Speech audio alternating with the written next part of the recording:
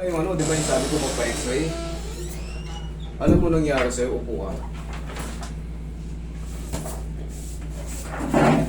Kaya pala ganyan na yung nangyari sa'yo. Pero bata ka pa naman eh. Maghihili pa to. May damage pala yung ano mo. Ayan o. Yung pinabalik ko. Kasi iba na. Ayan o. Paano ba makikita ba yan? Sa ilaw. Ang lakas ng ilaw eh. Ayan o. Grabe nangyari sa bata. Makikita nyo naman kung ano yung difference. O, tignan nyo yung ano. Tignan nyo yung mga vertebrae.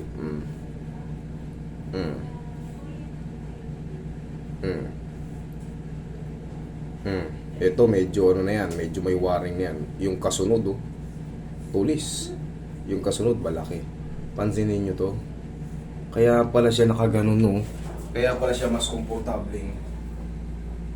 Pag ibinaba niya kasi ng ganyan, siyempre, nakapag-ganon yung isang vertebrae niya, mapipirat siya ng gano'n, makukompress siya ng gano'n, magre-react para siyang bibigay.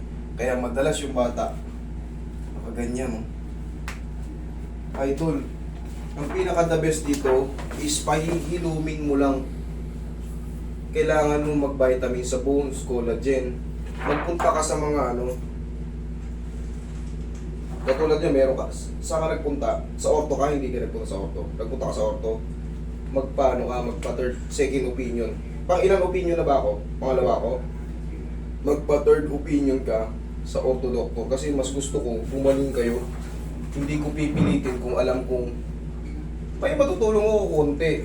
Pero siyempre, yung vertebrae na yung may problema, yung mismong buto.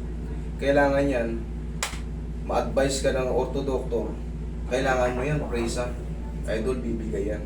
Pero bata ka pa naman, malaking chance, malaking posibilidad na mag-ano pa siya, mag-heal pa siya, madagdagan pa siya ng konti. Tapos madalas mo lang, pag naka-brace ka na, madalas mo lang siyang gaganunin, Squeeze mo lang siya. Para hindi tumukod yung tinatawag natin facet joint, tsaka Ito yung sinasabi ko sa'yo Di ba may nakalihis dito? Nagtataka ako, bakit ganun? Bakit siya nakalihis? Ito, ang laki ng pagkakalihis, kaya hindi ko siya pinakailaman talaga ng todo. Ngayon, sabi ko sa kanya, bumalik ka kasi kailangan ko makita yung x-ray niya bago ko galawin ng todo. Kung makikita mo, ayan. Tignan mo, magsimula tayo dito sa taas. Tignan mo, Square, di ba? Square. Square. Tignan mo to, Pansin mo, parang sapat, ay parang plancha. Hindi na siya, Ngayon, itong kasunod, bungang mo nung wala na yung disc, tingnan mo, wala na space. Wala na yung ganito. Tumukod siya, kaya komportable kang ganun. Kaya pag ginaganon mo, ito yung nakabukol na malaki yung nakalis. Ito. Dahil bumigay ito, lumihis siyang pag ganun. Itong spinous process mo nakapag ganun. Pag pinilit yan ngayon, kailangan yan meron kang at least ka, may tunurok sa'yo, manhid ka. Kumbaga wala mo lang pakiramdam. Kasi pag pinilit ko yan i-adjust, malaking chance na malumpo ka. 70-30 ang ko dyan, ang take ko dyan pag pinilit ko. Kaya naman yan, kaso kailangan to hindi to kumbaga may bang kailangan dyan, nakasupport dyan, tapos itatraction ka pa niyan, hahatakin talaga, naka-bed rest ka muna, hahatakin muna, tapos unti-unting ibabalik. Tapos yun ang parang gusto kong mangyari kaso dito wala tayong ganun, yung bed rest kita rito sa hospital ginagawa yun, i-bed rest ka muna, attraction ka ron para matanggal yung tapos bebracean ka or i-opera ka na ng Pero bunga ng bata ka pa, paano na lang yan, pagugulangin, tapos i-shake mo na yung katawan mo, madahan lang, ganun lang. Hindi na to kaya ng ko. Kailangan to naka ka, may tinitake kang ayun.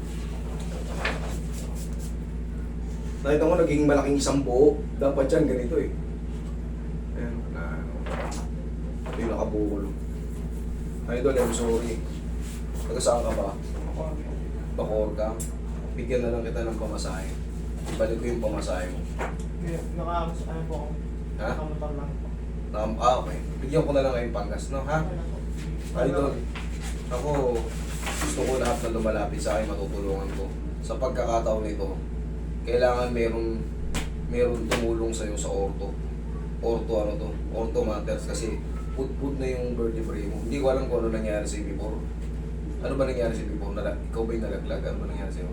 Ano lang po, yung sa basketball po, tapos nawala po ulit. Tapos siguro po, umulit ulit, kabubuhat ng uligat. Kabubuhat ng mabigat, naputput yung ano mo eh. Big. Pabigyan. Ay, Okay na po. ha? Okay na po. Sigurado ka? Apo. Sige. Bumili ka ng brace ha? Apo. Bracean mo pa Paglagay po nila. Oo, para ano. Sige, mas start na Sige, ingat ka ha? Apo. Thank you. Para huwag mo sigilin yung para, okay na yan.